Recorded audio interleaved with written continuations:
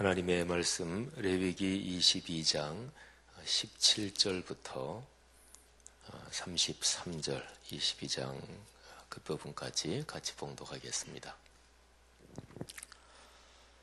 소리를 맞추어서 같이 봉독하죠. 여호와께서 모세에게 말씀하여 이르시되 아론과 그의 아들들과 이스라엘 온 족속에게 말하여 이르라. 이스라엘 자손이나 그 중에 거류하는 자가 서원 제물이나 자원 제물로 번제와 더불어 여호와께 예물로 드리려거든 기쁘게 받으심이 되도록 소나 양이나 염소의 흠 없는 수컷으로 드릴지니 흠 있는 것은 무엇이나 너희가 드리지 말 것은 그것이 기쁘게 받으심이 되지 못할 것임이니라. 만일 누구든지 서원한 것을 갚으려 하든지 자의로 예물을 드리려 하여 소나 양으로 화목제물을 여호와께 드리는 자는 기쁘게 받으심이 되도록 아무 흠이 없는 온전한 것으로 할지니 너희는 눈먼 것이나 상한 것이나 지체에 배임을 당한 것이나 종기 있는 것이나 습진 있는 것이나 비루 먹은 것을 여호와께 드리지 말며 이런 것들은 제단 위에 화제물로 여호와께 드리지 말라. 소나 양의 지체가 더하거나 덜하거나 한 것은 너희가 자원 제물로는 쓰려니와 서원 제물로 드리면 기쁘게 받으심이 되지 못하리라. 너희는 고환이 상하였거나 치었거나 터졌거나 배임을 당한 것은 여호와께 드리지 말며 너희의 땅에서는 이런 일을 행하지도 말지며 너희는 외국인에게서도 이런 것을 받아 너희의 하나님의 음식으로 드리지 말라. 이는 결점이 있고 흠이 있는 것인즉 너희를 위하여 기쁘게 받으심이 되지 못할 것임이니라. 여호와께서 모세에게 말씀하여 이르시되 수소나 양이나 염소가 나거든 이래 동안 그것의 어미와 같이 있게 하라. 8째 날 이후로는 여호와께 화제로 예물을 드리면 기쁘게 받으심이 되리라. 암소나 암양을 막론하고 어미와 새끼를 같은 날에 잡지 말지니라. 너희가 여호와께 감사 제물을 드리려거든 너희가 기쁘게 받으심이 되도록 드릴지며 그 제물은 그날에 먹고 이튿날까지 두지 말라. 나는 여호와이니라. 너희는 내 계명을 지키며 행하라. 나는 여호와이니라. 너희는 내 성호를 속되게 하지 말라. 나는 이스라엘 자손 중에서 거룩하게 함을 받을 것이니라. 나는 너희를 거룩하게 하는 여호와여 너희의 하나님이 되려고 너희를 애굽 땅에서 인도하여 낸 자니 나는 여호와이니라. 아멘. 성경 말씀에서 하나님께서 당신에 대해서 이야기하실 때 그때에 가장 중요한 근거가 두 가지가 있습니다. 그러니까 하나님이 어떤 말씀을 주시면서 이 말씀을 지켜라 또는 어떤 명령을 내리시면서 이 명령에 순종해라 그러면서 이유가 내가 여호와이기 때문이다. 근데 그 여호와 그분이 어떤 분이신가 그걸 얘기하는 제일 중요한 게 두 가지입니다. 하나는 나는 너희를 지은 여호와다. 그러니까 창조의 주님이다. 이것이고요. 그 다음에 두 번째는 나는 너희를 애굽에서 구하여 낸 여호와다. 그러니까 구원의 주님 이것입니다. 그래서 하나님은 창조의 주님이시고 또 구원의 주님이십니다. 이스라엘 백성하고의 관계에 대해서 말한다면 이스라엘 백성을 그분이 만드셨으니까 그분이 창조하셨으니까 그분에게 주인의 권한이 있는 거죠. 주인의 권한을 주권이라고 합니다. 또는 주재권, 소유권을 가지고 또 다스리고 그리고 결정할 권리 이런 게 이제 주재권이죠. 그리고 창조하셨을 뿐만 아니라 창조한 그 사람들을 죄악에서 또는 노예 상태에서 억압에서 구출해 내신 분이란 말이죠. 그냥 두었으면 노예 상태로 또 죽음의 상태에 있을 것을 하나님이 다시 구원해 내신 분이십니다. 오늘 여기 말씀의 제일 마지막 부분에 그런 말씀이 있죠. 너희는 내 계명을 지켜 행하라. 31절 나는 여호와다. 그리고 32절 건너서 33절에 보면 너희의 하나님이 되려고 너희를 애굽 땅에서 인도하여 내었다. 이런 말씀이 나오죠. 하나님께서 명령하시는 근거, 제일 중요한 두 가지가 그것이죠. 오늘날 그리스도인들로 말하면 우리를 예수 그리스도의 십자가의 보혈로 우리를 죄에서 구원하시고 하나님의 자녀를 삼으셨다. 이 구원의 사실이 하나님께서 우리에게 말씀하시는 근거입니다. 그리스도인이 왜 성경 말씀을 지켜서 살아야 될까요? 일반적으로 얘기하면 이것이 진리이기 때문에 그렇습니다. 요한복음 8장 32절에 진리를 알지니 진리가 너희를 자유롭게 하리라 이렇게 기록이 됐거든요. 노예 상태로 사는 거, 억압 상태로 사는 거, 그거는 결코 행복한 것이 아니죠. 사람이 죄를 지으면 감옥에 가둡니다. 그러니까 속박하는 거죠. 자유를 제한하는 거죠. 감옥에 가두면 일단은 어디 마음대로 다닐 수 있는 자유가 제한되죠. 우리나라 헌법에 보면 모든 국민은 거주 이동의 자유를 가집니다. 그러니까 어디로 가서 살든지 어디로 가든지 마음대로 갈 수가 있어요. 그거는 헌법 사항입니다. 절대로 사람을 속박하지 못합니다. 근데 죄를 지으면 이제 그 자유를 속박하는 거예요. 제한하는 거죠. 또 감옥에 가두고 누구를 만나는 것도 일정하게 제약을 하죠. 그러니까 자유를 제약하는 거예요. 죄를 지은 사람한테 벌을 주는 것은 자유를 제한하는 것입니다. 죄를 지은 사람에게 어떤 명령, 조치를 내리는데 그 조치가 그 사람에게 야 너무나 행복하다 이렇게 되면 그건 벌이 아니죠. 그러니까 자유를 제한하는 것은 어느 문화, 어느 지역에서든지 또는 인류 역사의 어느 시대든지 어떤 사람의 자유를 제한한다. 그러면 그건 그 사람에게 고통을 주고 어려움을 줘요. 그래서 공통적인 벌입니다. 그러니까요. 왜 성경 말씀에 순종해야 되느냐? 일반적으로 하나님의 말씀이 진리다. 진리는 우리를 자유롭게 한다. 편견에서 자유롭게 하고 무지에서 자유롭게 하고 또 증오 이런 데서 자유롭게 하고 교만에서 자유롭게 하고 하여튼 사람의 삶을 안 좋은 쪽으로 만드는 것 편견 안 좋죠. 무지 이거 안 좋죠. 또 증오, 미움, 질투 또는 교만 이거 다 사람을 망가뜨리는 거거든요. 그러니까 그런 데서 자유롭게 합니다. 그러면 사람이 행복해지고 기쁨이 오는 거죠. 이게 이제 일반적으로 얘기하는 거예요. 왜 66권 성경 말씀을 지켜서 그 말씀에 귀 기울이고 살아야 되느냐. 그러니까 일반적으로 얘기하면 그게 진리니까 이런 거죠. 근데 구체적으로 얘기하면 아까 말씀드린 대로 그 두 가지가 되는 것입니다. 우리 그리스도인이 그리스도인 아니라도 마찬가지지만 모든 사람은 근본적으로 하나님이 세상에 내셨습니다. 우리 그리스도인은 그거를 아주 분명하게 알고 깨닫는 사람들이죠. 하나님이 나를 창조하셨다. 두 번째는 나를 죄에서 건지시고 하나님의 자녀 삼으사 영원한 생명을 주셨다. 이 두 가지가 바로 하나님의 말씀을 따르고 지키며 살아야 되는 이유인 거죠. 오늘 우리가 같이 읽은 부분은 그 하나님께 우리를 창조하시고 그리고 우리를 건져내신 그 하나님께 예물을 드리는 것, 제물을 드리는 것에 대해서 기록이 되어 있습니다. 오늘 여기 17절, 18절 그리고 19절 한 서너 절을 보면 번제를 드리는 것에 대해서 나옵니다. 이 18절 말씀에 보면 서원 제물이나 자원 제물로 번제와 더불어 번제는 하나님 앞에 제사 드리는 방식을 말해요. 태워서 드리는 불살라 드리는 거죠.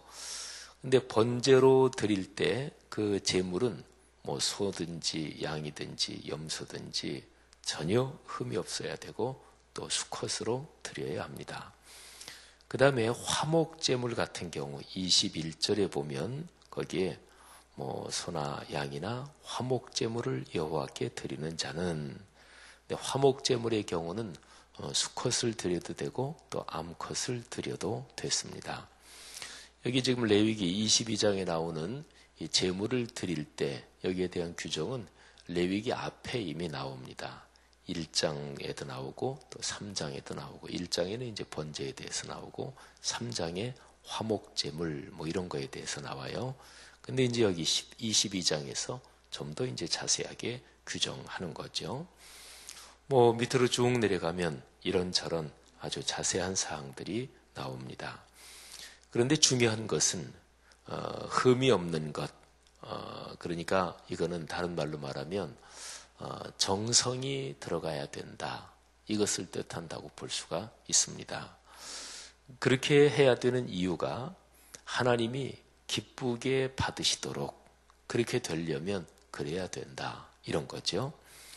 오늘 우리가 읽은 부분에 보면 기쁘게 받으심이 되게, 이 표현이 계속해서 반복해서 나옵니다. 20절에 보면 그것이 기쁘게 받으심이 되지 못한다. 20편 19절부터 나오네요. 기쁘게 받으심이 되도록. 21절에도 나오고 또 뭐 계속해서 오늘 여기 본문 말씀에 한 대여섯 번 정도는 계속해서 나옵니다. 그러니까 하나님이 기쁘게 받으시도록 예물을 드려야죠. 그건 너무나 당연한 거잖아요. 그죠? 예물을 드리고 또 무엇을 하나님 앞에 헌신하고 봉헌하는 게 하나님의 화를 돋구려고 하는 건 아니죠. 그죠? 너무나 당연한 얘기지만 신앙생활은 너무나 당연한 점을 조금은 더 생각하고 그것이 내 삶에 어떤 연관이 있는지 그걸 조금 더 생각하고 묵상하고, 이게 신앙생활의 지혜입니다. 그리고 특별히 오늘 여기 말씀에서 우리 레위기에 그런 게 굉장히 많은데요. 이스라엘 백성이 사는 그 주변 민족들의 풍속을 따르면 안 된다. 거기하고 연관된 것이 오늘 여기 말씀에도 나옵니다. 24절에 보면 고환이 상하거나 치였거나 터졌거나 배임을 당한 것 뭐 등등 이런 것들은 드리지 말아라. 근데 여기 24절 말씀에 보면 너희의 땅에서는 이런 일을 행하지도 말지며, 너희의 땅에서는, 그러니까 이 말씀의 숨은 뜻은 뭐냐면 이스라엘 백성의 주변 민족들이 이런 것을 한다, 뭐 이런 거죠. 그러니까 나중에 이스라엘 백성들이 가나안 땅에 들어가서 살 때 가나안 땅에 있는 그쪽의 종교적 풍속들 뭐 이런 것들에 혼합되면 안 된다. 그러면 이제 하나님을 섬기지 않게 되잖아요. 그러니까 우상 숭배로 빠지는 거죠. 여기 고아는 생명의 근원으로 본 거죠. 이제 구약 성경 레위기에 나온 거에서 콩팥, 이것도 거기에 생명 기능의 중심이 있다. 그 당시엔 그렇게 봤고, 또 고환, 이것도 이제 거기에서 정자가 생산되니까 생명 기능의 또 중심으로 봤고, 피, 이거는 피에 생명이 있다. 뭐 그렇게 봤고, 레위기에서 이제 얘기하는 거에 이제 그런 그 당시에 생각이 들어 있습니다. 근데 가나안 땅 그 주변 이방 종교의 풍속 중에서, 그러니까 신에게 바치는 거에서 생명의 기능을 하는 것을 바친다. 그래서 이제 바치고 이러는 게 있었는데 그거를 금지한 거죠.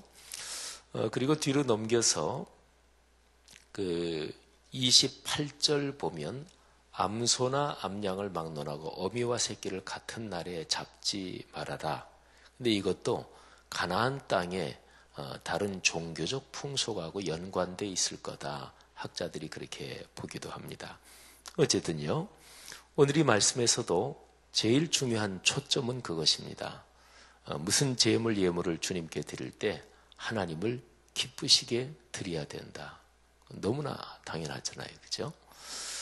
그 다음에 하나님을 기쁘시게 한다. 그 근거가 무엇인가? 그는 이스라엘 자손을 창조한 주님이요, 이스라엘 자손을 구원하신 주님이기 때문에 그렇다, 그런 거죠. 구약 성경에 그 십계명이 두 번 나와요. 한 번은 출애굽기에 나오고 또 하나는 신명기에 나옵니다. 십계명이. 근데 출애굽기하고 십계명에 신명기가 나오는데 저희 십계명이 나오는데, 근데 이 십계명을 얘기하면서 너희는 이 계명을 지켜라. 왜냐하면 내가 여호와다.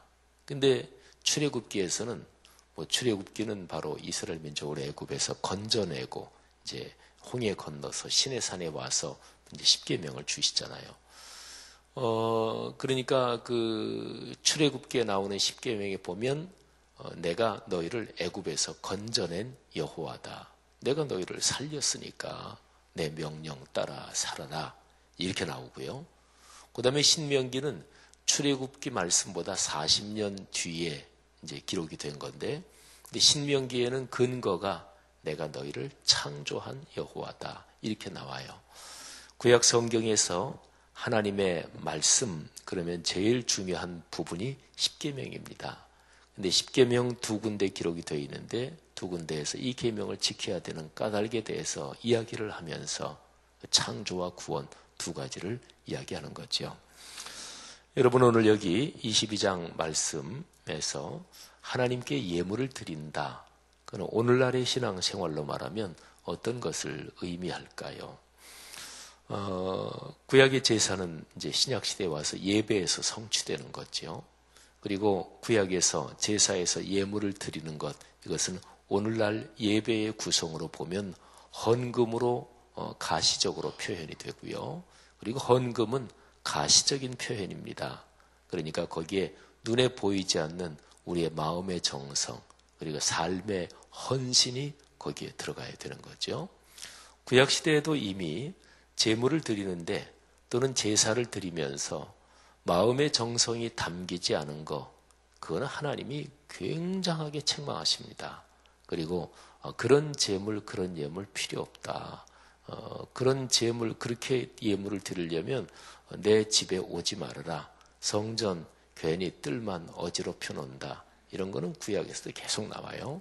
그래서 구약이나 신약이나 제일 중요한 것은 하나님을 믿는 신앙에서는 마음의 순수함, 마음의 정성, 진실함, 이것이 가장 중요합니다.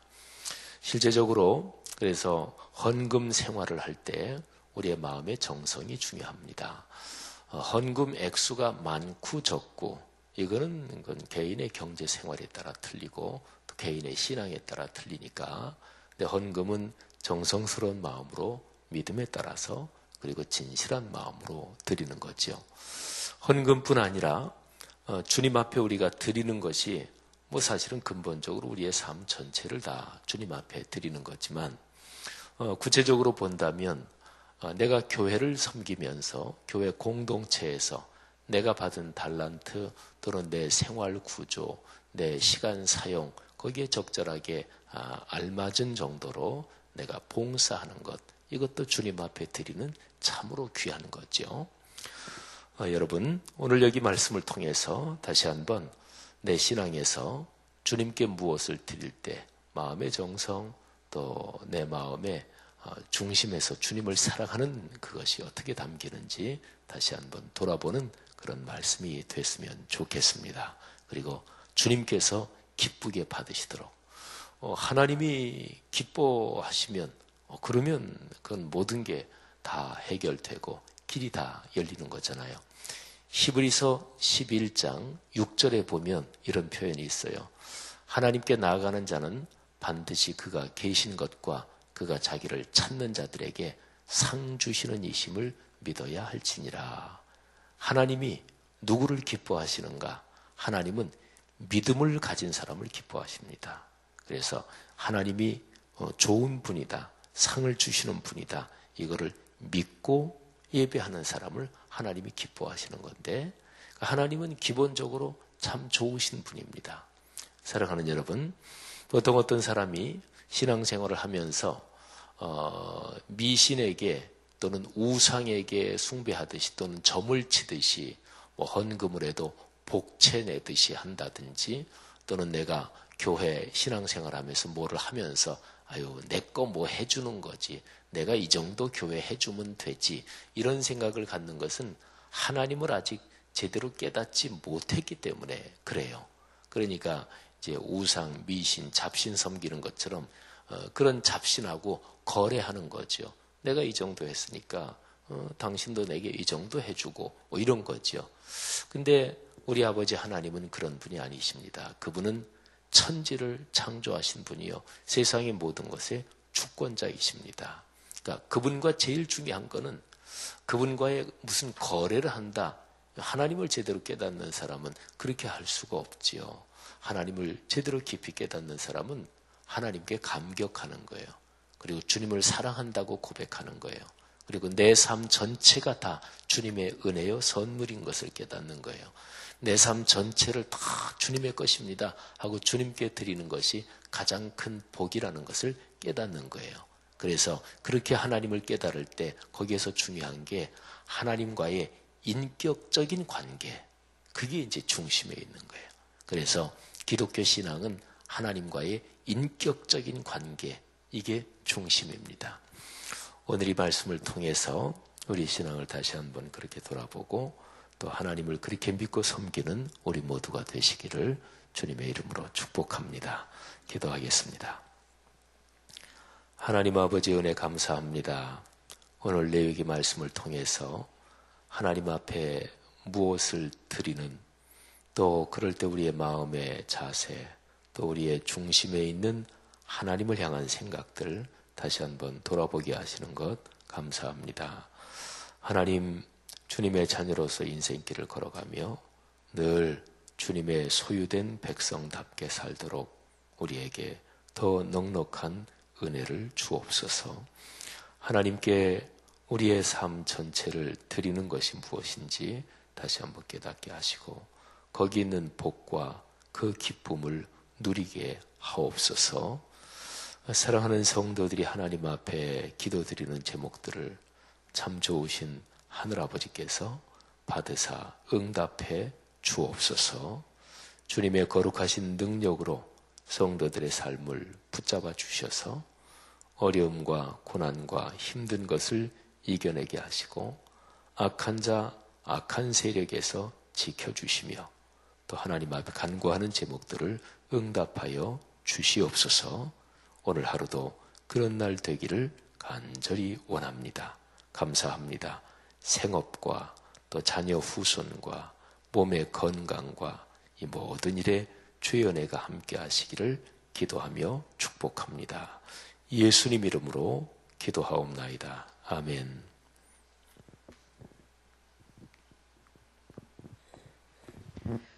귀한 말씀 감사드립니다. 오늘은 공동기도문 예배에 대한 기도를 함께 교독하며 기도하겠습니다. 우리 예배를 받기에 홀로 합당하신 창조주 하나님, 말씀 삶 공동체가 주님을 예배할 때마다 영광을 받으시고 삼위일체 하나님의 임재와 현존으로 응답하옵소서.